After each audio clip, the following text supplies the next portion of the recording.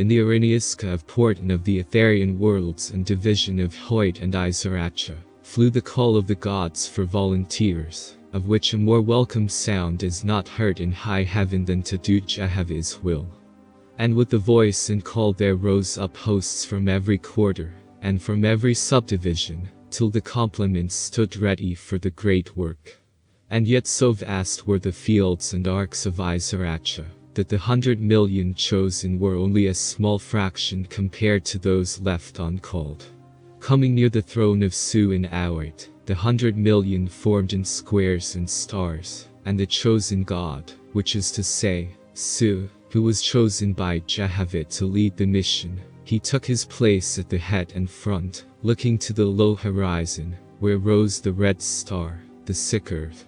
And now the builders, who had measured the elements lying in the root to the earth, formed their crescent ship of fire, and equipped it, and with mantles, curtains and banners, created of it a vessel of beauty and ornament as well as service. Hardly was the ship completed, when Jehovah's light encompassed it on all sides, so that what was beautiful before, was now illuminated, sparkling and bright as a sun, and rich in golden colors. For such was the quality of the Earth of the heavens created in this region. When Su entered the ship, the voice of Jehovah came, saying, "Another cycle has come, and gone on the earth and her heaven, but still they fall to barrenness before the succeeding dawn. Go now, O Su, my son, and give a wider range to the tetrachs of both angels and mortals. Give a greater scope to tyrants, kings and queens on earth, and greater to the self-gods and self-lords in Hada, and more responsibility." Then all hands entered the Etherian ship, singing and rejoicing, observed by countless millions, come to wish them a haven of joy on their 6 years' visit to the corporeal earth. Su said, "In your name, O Jehovah, and by virtue of your power vested in me, my host shall go forth at my command. Cut loose, you gods, and you, O ship, born of heaven, to the red star, the earth, go." And Su stretched forth his hands and waved them, and lo, the mighty ship of heaven turned on its axis, cutting loose from the high firmament. And it turned, with its great curtains and banners sailing gracefully and swiftly through the blue ether. The music of her, the ship's, sonors swelled and rolled along on the spheres of many worlds unseen to mortals, where live countless millions of spectators viewing the marvelous speed, power and brilliant colors of the great ship. Faster and faster she, the ship, sped on, till nearing Chinvid, which now cut sharp into the fields and forests of Isaracha, over which was potent the name of Su, the companion god and chiefest friend of Af, Orion chief, son of Jehovah. When the ship came to the bridge of Chinvid and stopped, to take in the plan of the whirling earth, Su said, a light, you gods." And at once, as high as the moon and bright as the sun, the illumined ship stood, to overawe the self-gods, warrior kings, and murderers of the earth born, whose plentiful souls in chaos polluted heaven. For 3 days and nights Su held his starship to the wonderful task of mastering by the marvelous scene, that is, through the spectacle of his enormous illuminated ship, Su gained the attention of low-grade spirits and mortals in such a way, as to make them look up in awe and fill with fear, wonder and caution. Then slowly he entered the vortex of the earth, holding his course, but not with the rotation of the earth and her heaven, for he desired that both corporeans and atmospherians would witness the coming power. So, slowly he, Su, came, only 50,000 miles a day, so that when the ship neared the disorganized horde, the self-gods and self-lords fled, and left their well-supplied kingdoms desolate, and down to the earth they rushed in thousands, and with their hosts in millions, to hide or safely stow themselves from an eye's just hate, with an eye meaning fire, in this case, Etherian fire. And such Etherian fire illuminated all, so that if any darkness resided in a soul, it was seen plainly by those around. Thus, thoughts and sentiments of, say, hatred and vile were visible in the light of Etherian and I, and, in turn, those of low grade could readily see their own deficiencies reflected in the light shining down upon them. And such light to them would seem full of searing hatred, yet with the power of justice underscoring it. But the true God and Lord stood firm in their depleted kingdoms, fearing nothing, but in faith, that this Etherian ship was Jehovah's answer to their long cry for help from the heavenly spheres. And by their pillars of fire still standing, Great Su knew where to land in the lower heaven for safe anchorage. So to Horde he came, slowly, and toward the throne of God. When he neared the place, his esenors chanted, and the trumpeters played, and the sound of this music came to the ears of God and his hosts, and they were the hymns of more than 1,000 years ago. And God and his hosts sent up rockets, fireworks, that displayed the three primary colors, yellow, blue and red, the sign of Jehovah's name, and God's esenors joined in chanting with the hosts above. Presently the ship of fire was at the landing place, and Su, Jehovah's son, cast out El-Adar and descended, with his hosts, the 100,000,000 angels, led by XII, Marshalless of the throne of Su, in Isaracha. Su said, "Hail, O God of heaven and earth! In Jehovah's name, I have come in power and wisdom." And God answered, "Glory to you, O Jehovah, that your son has come so far to bless your bewildered kingdom." Then they saluted with the signs of the sixth resurrection, after which God said, "In the name of the Great Spirit, Jehovah, come and honor my throne." So Su went forward, and they greeted by shaking hands. And Su ascended and sat on the throne, saying, "Keep your place, O God, for I have not come to displace you or your hosts of Jehovah, but to build up for his glory. Be seated, therefore, for I feel the light of the Father descending on my head." Presently the all-light enveloped Su, and the Father's voice spoke through him, saying, "Hear the words of your Creator, my son, and rejoice because I have not forgotten you and your people. Behold, this is the hour of your redemption from the trials of Tetrarchs, which have run abroad in my dominions. Was it, the darkened state of the earth, not worse than this in the ancient days? And I came with my hosts and delivered them.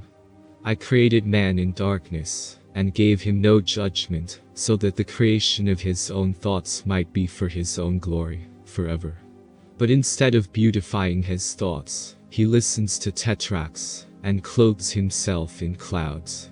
The heaven I build for him, he digs to pieces, and then builds his own, but only to be displeased and turbulent. Nor will he content himself with providing with his own hands, but searches out my most dutiful sons and daughters, making slaves of them for his own exaltation. Behold, I, Jehovah, have previously sent my sons and daughters to search out these traitors and self-gods, declaring to them that, only by forsaking evil and practicing righteousness could they attain to my exalted kingdoms. Their evil places I have cast down, and rebuilt in honor and glory, so that their own judgment could determine that virtue, and good works are the sure foundation for happiness, that will endure forever. But when I have raised them up in one cycle, and made the lower heaven a paradise, alas, once my Etherians have gone away for just a little while, the Tetrarchs take root, and grow, and turn all things upside down. But now I, Jehovah, will build them up in a new way. Yes, I will appropriate the evil of their inventions, applying this to their benefit in a way they do not dream of. The false gods and false lords shall be arrested, and brought before this judgment seat, and I will judge them by their own behavior and desires. Neither will I torment them nor abridge their happiness. Send, therefore, my son, your marshals into the hidden places of these false gods and false lords, and say to them, Thus says the hosts of heaven, Come, my son, and inherit a kingdom in Hada, in your own way, for lo, there is room for all. But, so that you are not left behind, come quickly to Horde. And they, the false gods and false lords, will come, hoping to embellish themselves in the old manner. But your Jehovah's light shall come in due time in my own way. The voice of Jehovah ceased, but Su spoke on his own account, saying, What Jehovah has ordered, do so. Accordingly marshals and priests were sent in all directions in Atmospheria, to gather in the false gods and false lords who had deserted their dominions in fear of the light of Su's Etherianship. And after many days the false ones were brought to Horde, being 7,000 lords and gods. Now when they, the false lords and false gods, were before Su, Jehovah's son, and arranged so that all could hear and see, including the whole council, the light gathered around the throne, and Su addressed them, saying, Hear me, O men and women.